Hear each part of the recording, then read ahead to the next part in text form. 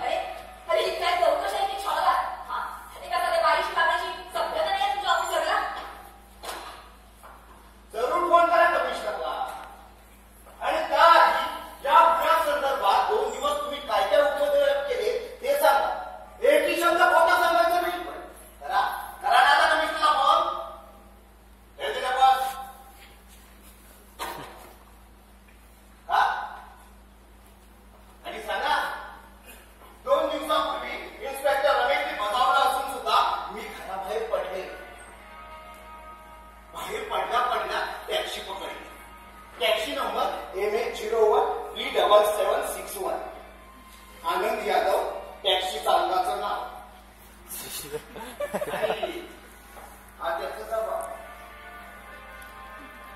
टॅक्सीतून पहिल्यांदा सिद्धिविनायकला गेले.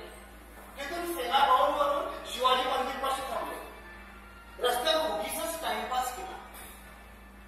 10-15 मिनिटांनी टिळक ब्रिज क्रॉस करून दादर टीटीवरून पुढे गेले.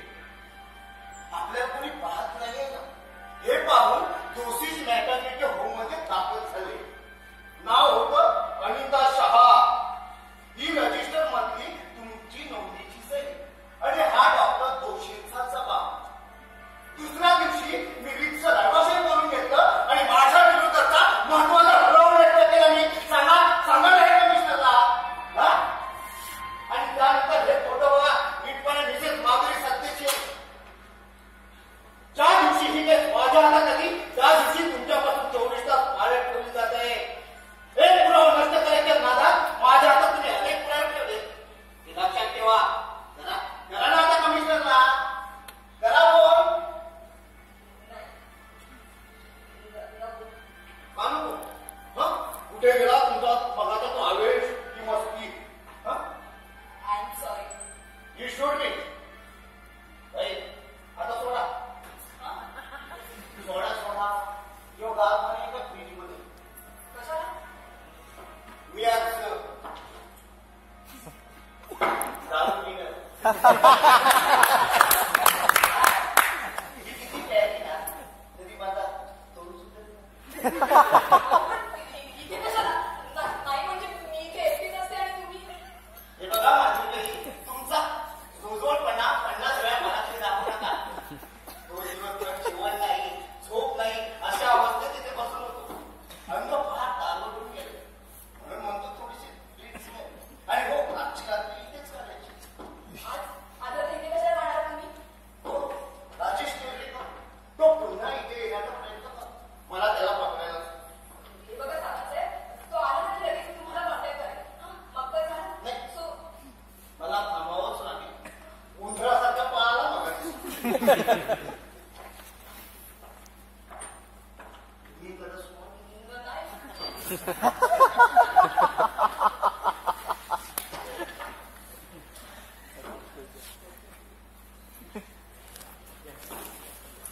खरं सांगू का माधुरी? परवापासून डोळ्याला डोळा नाही ना. असलं डोकं फिरलं होतं. तुमचा जो फंटर भेटला असता ना तर कुठल्याने मात खाल्ला असता. डोकं फिरलं होतं माझं.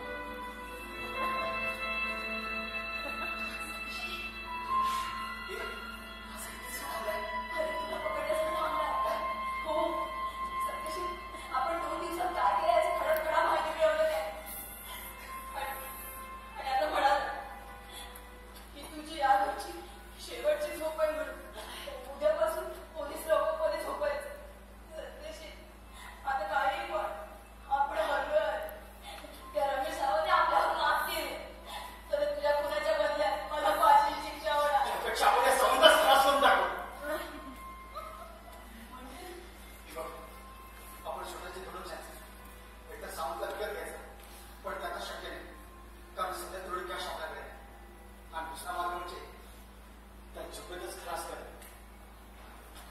कसं शक्य आहे? ही गोष्ट तिच्या तोंडावर टाकायची, म्हटलं म्हणून टाकायचं. कोण? तू का मी? हे बघ, तुझ्या कल्पनेत माझे हात पाय चालत नाही. मला डोळे चालत ते बघ.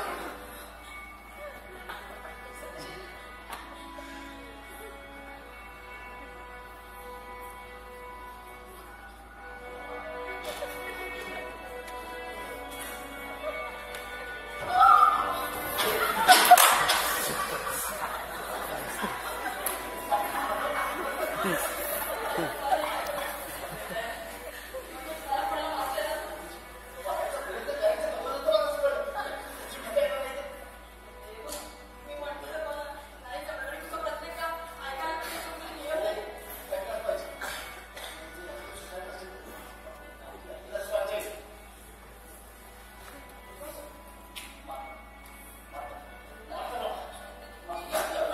तू काय मला मगाशी सुद्धा तू गोळ्या झाला ना तेव्हा उद्या सगळं मागे पडत शकणार.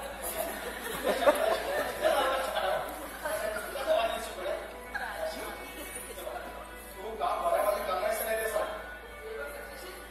मला काय वाटतं माहितीये?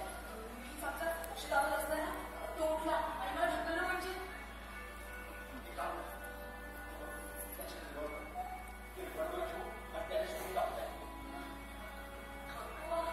काय गडबडलेलं पाहिजे. काय तर मी फिरू बघू.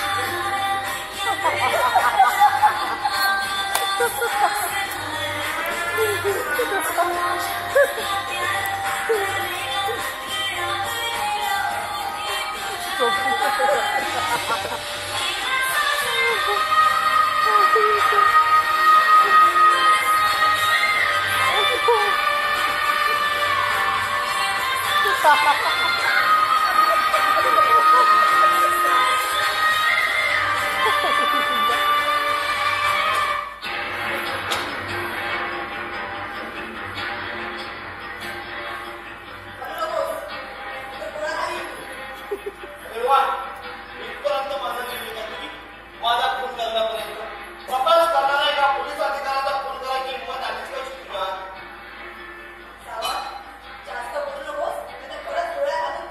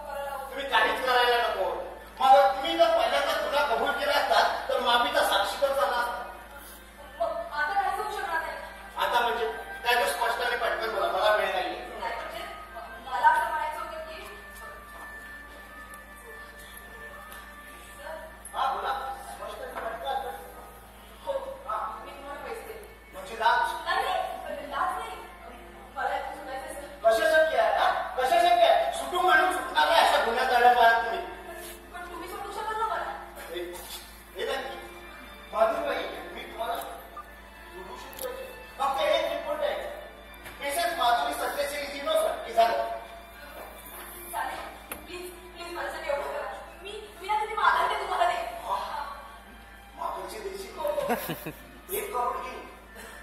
1 करोड देशील? हा माधुरीबाई, माझं एक प्रपोजल आहे. म्हणजे बघा तुम्हाला पटतं. बस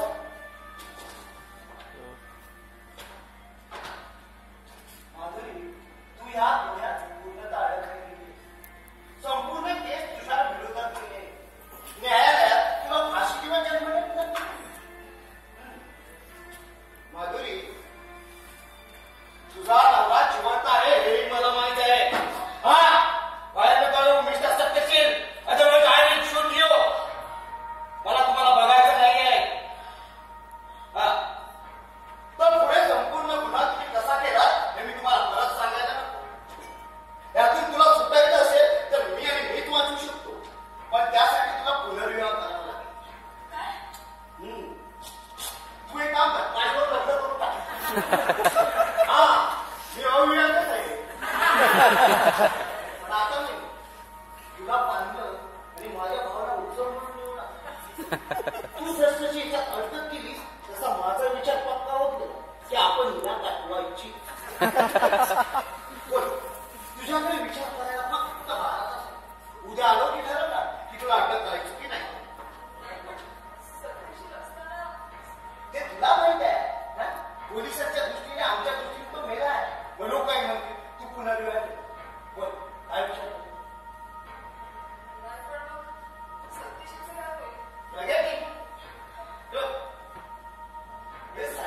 त्याला चहातून वाच. आधीच पेलेल्या माणसाच्या प्रेताची विल्हेवाट सहज लावता येईल आपल्याला. त्याला मारावंच लागेल असं नाही. मग आपल्या भुलं करून त्याने मी निघतो. मला केसची फाईल तयार करायची. मी केसच्या 2 फाईल तयार करणार. एक तुला संपूर्ण निर्दोष ठरवणारी आणि दुसरी तुला दोषी ठरवणार. मी उद्या कोणती फाईल सबमिट करायचं हे तू ठरवायचं. आणि हो, हे सायनाईड त्याला द्यायला नको. आणि दोघांनी पळून जाण्याचं मूर्खपणा तर अजिबात करू नका. कारण माझं लक्ष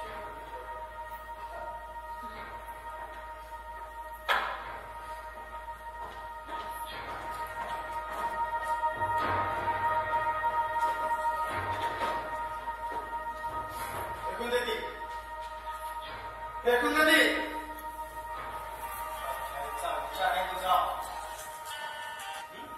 माझ्यासाठी नाही, तुझ्यासाठी ठेवलेले आहे.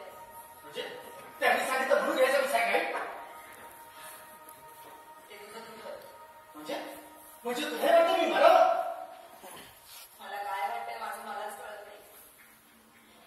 पण एवढं नक्की तू सांगत तुला त्यातल्या काही गोष्टी पडतच या.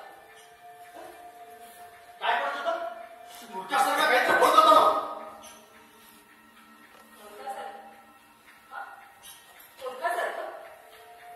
आता अजून काय करणार आहे सांग ना. अरे हरलोय आता आपण. उद्या 20 रुपयाचे चहा द्यायला सुद्धा आपल्याकडे पैसे नाहीये. हे बघ माधुरी, आपल्या वाद करत बसला. चल आता पण निघू. आज आता दुसऱ्या यायचं जाऊ. अरे जाणार कसं? प्रवासासाठी पैसे आहेत का आपल्याकडे? हे बघ काही करू.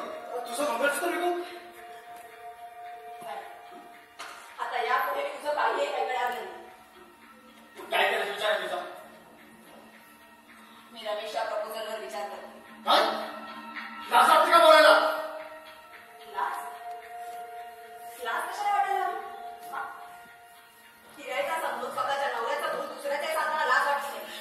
ॲबॉर्शन करून घेताना लाज वाटली नाही. मग तू जिवंत असताना दुसऱ्यासोबत लग्न करायला लाज कशाला वाटायला लागली? बरं, यात माझा जीव जरी वाचणार आहे, शिवाय 1 करोड रुपयांची मालकी होणार ते वेगळंच. आणि मी तो तुझा प्रश्न आहे. मागणीची गोष्ट तूच सांगितली होतीस ना. आठव एकदा एका टाकीत पाणी भरलं होतं.